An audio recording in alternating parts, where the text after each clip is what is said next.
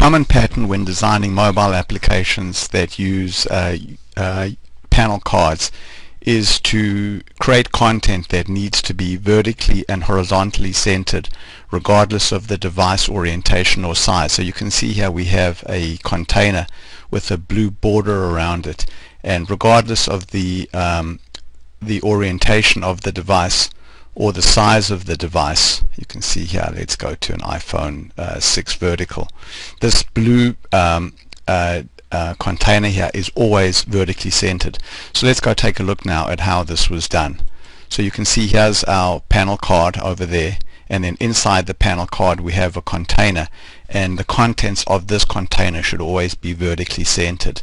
So we've set the inline style of this container to basically be hidden initially because we don't want to see the container move from its initial position to its centered position.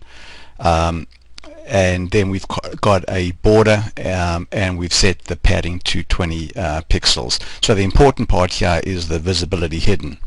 Then in the panel card, in the on-size event of the panel card, we have some JavaScript here that is going to get a pointer to the container that we want to center, and then this JavaScript over here is going to compute the height of the container, the height of the panel card, and then compute where the offset, the top left corner of the container should be positioned so that it's vertically centered. And this code here, which is in the on-size event of the panel card, will fire every time the panel card is resized, which means it'll fire on an orientation change event.